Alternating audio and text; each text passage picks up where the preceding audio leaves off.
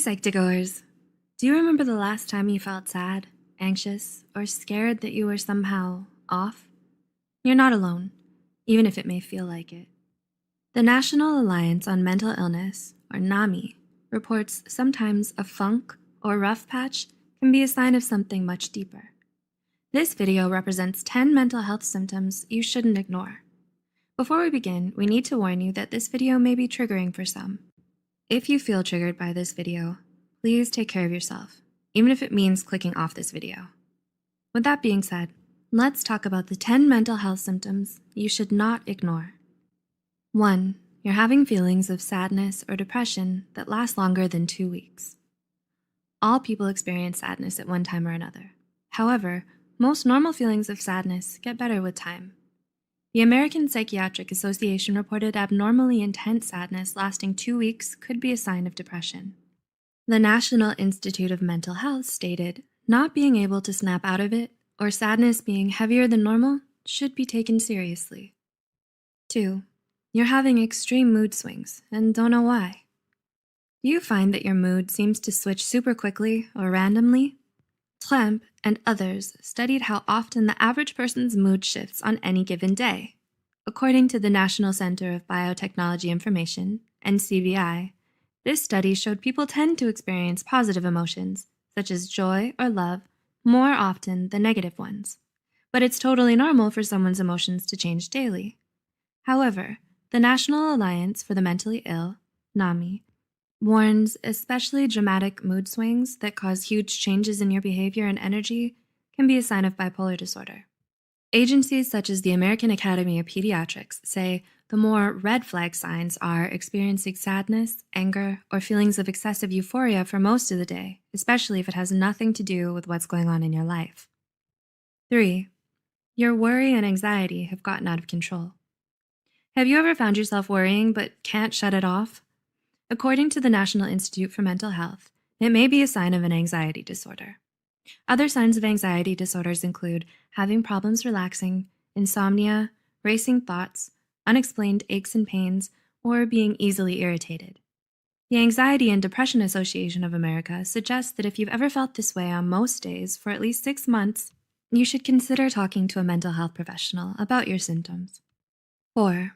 You've started withdrawing from others or isolating yourself. Taking time away from others can be positive for your mental health and physical health. But what if you constantly make excuses to avoid socializing? Mental health pros, such as Raymond Starr Jr. and Howard Dubowitz, say avoiding people or events you used to enjoy can be a sign of mental illness, such as depression, anxiety, or a psychotic disorder. 5. You may have noticed you're having delusions or hallucinations. Kumari and others describe the two aspects of psychosis, hallucinations and delusions, as a sense of perception or belief that creates a lot of urgency in the person experiencing it, despite evidence the perception or belief isn't real.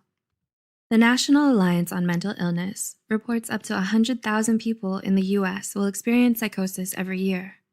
NAMI further stated 3 out of every 100 people will have a psychotic episode as a symptom of a physical or a mental illness, such as schizophrenia or schizoaffective disorder, in their lifetimes.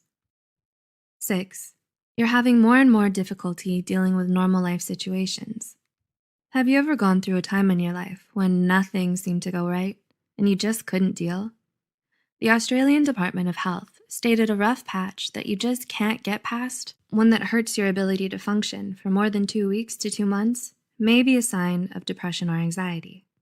A major sign that what you're experiencing is more than just a rough patch is when you have a hard time functioning in normal situations for several weeks, according to Mental Health America. 7. You're sleeping too much or too little. The Harvard University School of Medicine believes that 10 to 18% of the general population has problems sleeping. However, Harvard's med school stated either sleeping too much or too little is 2 or 3 times more common in people who suffer from a mental illness. The Harvard Med School stated about 50% of people who live with ADHD, depression, anxiety, or bipolar disorder suffer from insomnia or hypersomnia, which means sleeping too much. 8. You started abusing drugs or alcohol. According to mentalhealth.gov, 1 in 4, or 25% of people who live with the symptoms of a mental illness use alcohol or drugs to self-medicate things like anger, anxiety, or mania. Experts believe individuals who suffer from depression, anxiety disorders, personality disorders, or schizophrenia are more likely to use drugs and alcohol as a coping mechanism than people diagnosed with other mental illnesses. 9. You're having extreme anger outbursts. Do you ever feel anger that's almost impossible to control or way too much for the situation?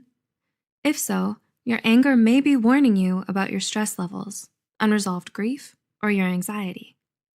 Healthline reported extreme anger outbursts can also be a sign of unresolved trauma, bipolar disorder, alcohol abuse, obsessive compulsive disorder, intermittent explosive disorder, or depression. If you wonder if your anger is healthy, experts recommend first recognizing your physical and emotional signs of anger.